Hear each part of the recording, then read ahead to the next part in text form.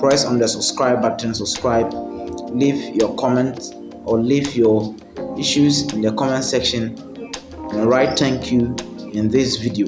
So let's jump into it. We are looking at a charismatic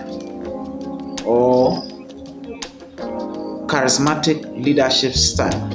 What is charismatic leadership style? It relies solely on the attractiveness of the leader, the charming nature of the leader, how the leader is very persuasive in dealing with his subordinate. This leader is able to persuade. This leader is able to convince his or her subordinate to help him achieve his organizational agenda or target or vision that he or she has set. Charismatic leaders are driven by their conviction and commitment to their cause. They are very committed to their target that they have set or their vision that they have put in place. So they are committed and having the conviction that they will be able to achieve the goals that they have set. Transactional leaders are very skillful in communication. They communicate well, and when they are communicating, when they are conversing, when they are talking to their employees, because they are so attractive, they are so charismatic, they are so persuasive, they are able to persuade, they are able to change the mind of their employees to join them. So individuals who are verbally eloquent but also able to communicate to their followers on a deep and emotional level are what we call them as charismatic leaders. They are able to encourage, they are able to persuade, they are able to help their employees to work according to their goals that they have set. They articulate a compelling and captivating vision and to arouse a strong motion in their followers. So it's very important that you get to know this before you go and write your promotion exams. Charismatic leaders are very charming leaders, very persuasive leaders, and they are able to attract followers to follow them because of their conviction and commitment that they have for their cause of work.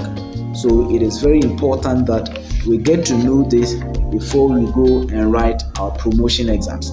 Now let's look at the second one, or the second leadership style that we are going to deal with it today, and that is autocratic leadership style, or authoritarian or dictatorial leadership style, that we are also going to look at before we draw the curtains down.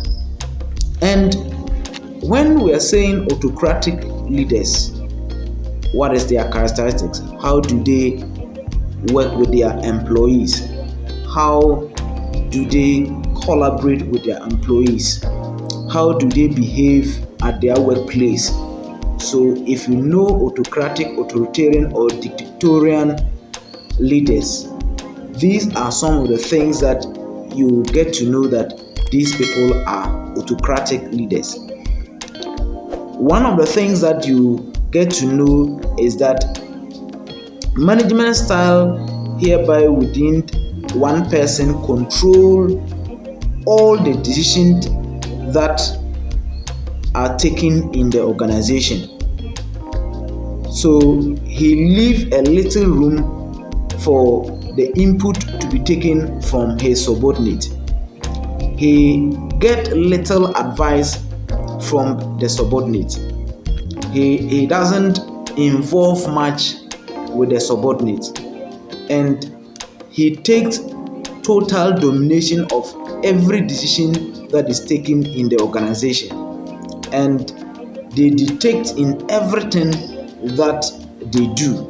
whether in meetings, whether in gathering, workshops, they will try to take control of everything and take little advice from their employees or their workers.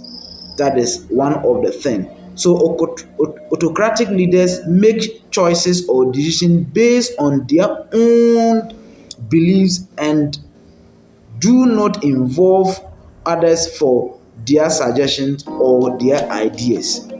So that is autocratic leaders. So if you have a school head who is autocratic, these are some of the characteristics that you able to use to determine that this leader is autocratic. Everything he want to champion, everything he want to take every decision. He leaves no stone unturned. He doesn't take much ideas from his workers, and he's always thinking that he knows everything. He's a jack of all knowledge, and that is very, very bad. So authoritarian or autocratic leaders or dictatorial leaders or leadership style is exemplified when leaders dictate policies, procedures, decide what goals are to be achieved without the involvement of their employees. So he doesn't take any advice, or he takes little advice from the employees, and he thinks he's always having everything in his head. So autocratic leaders, they have their positive. So in times of a difficult situation, you need an autocratic leader to lead you. Where control is necessary, or often where there is a little margin of error, then you need an autocratic leader. Where there is a difficult situation, you don't need a democratic leader, you don't need what we call it, a transformational leader, but you need a very dictatorial or authoritarian leader to help that situation to be solved. So when the conditions are dangerous, rigid rules can keep the people out of that harm, then that is where you need an autocratic leader. So where there's a difficult situation, that's where you see them perform very well. Where there's a dangerous situation at hand, where there's a big challenge at hand, that's where you need an autocratic leader or authoritarian leader. So it's very important. Despite the fact that it has negative, their negatives are more than their positive, but in some situations they have something best to offer.